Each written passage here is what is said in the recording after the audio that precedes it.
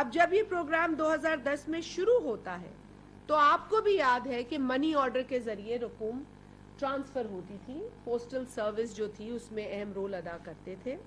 اس کے بعد جی آ جاتے ہیں 2016 کے اندر، اور 2016 میں پھر بائیو میٹرک ویریفیکیشن جو ہے اس کا پائلٹ کیا گیا، اور 2019 میں پھر پوری پیمنٹ کو بائیو میٹرک پر کنورٹ کر دیا گیا۔ اب اس میں بھی مسائل درپیش آئے،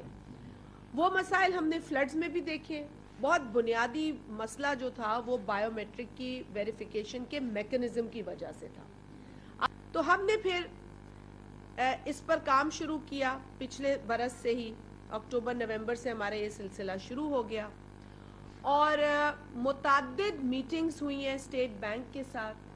اگر میں غلط نہیں ہوں تو درجن سے زائد میٹنگز ہو چکی ہیں،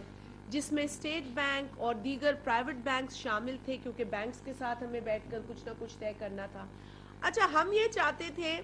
کہ عزت کے ساتھ پیسے ملے، اور جو عورت ہے اس کو اس کی فائنینشیل انکلوژن ہو،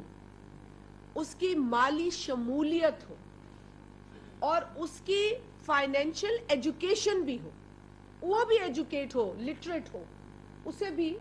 پتا ہو کہ اس کا پیسہ ہے اور اس کا حق ہے، اور وہ جیسے چاہے وہ اسے خرچ کر سکتی ہے۔ اس کے لیے ہم نے سوچا کہ بینک اکاؤنٹس کھلوانا جو ہے وہ ایک بڑا اچھا آپشن ہوگا۔ اس سے کیا ہوگا، اس عورت کو جس کو کبھی بھی بینک اونرشپ کا موقع نہیں ملا، اس کو بینک اکاؤنٹ کی اونرشپ ملے گی، وہ بھی کہہ سکتی ہے کہ فلانے بینک میں میرا اکاؤنٹ ہے۔ دوسری چیز یہ ہوگی کہ اس کے پاس جو رقم آئے گی وہ سیو کر سکتی ہے، وہ اس کو بچا سکتی ہے اس اکاؤنٹ میں۔ وہ یہ بھی ہو سکتا ہے کہ اس کو جمع کرنے کے بعد، اتنی بچت کے بعد، وہ شاید کوئی چھوٹا موٹا کاروبار کرنے کی سوچ رکھے،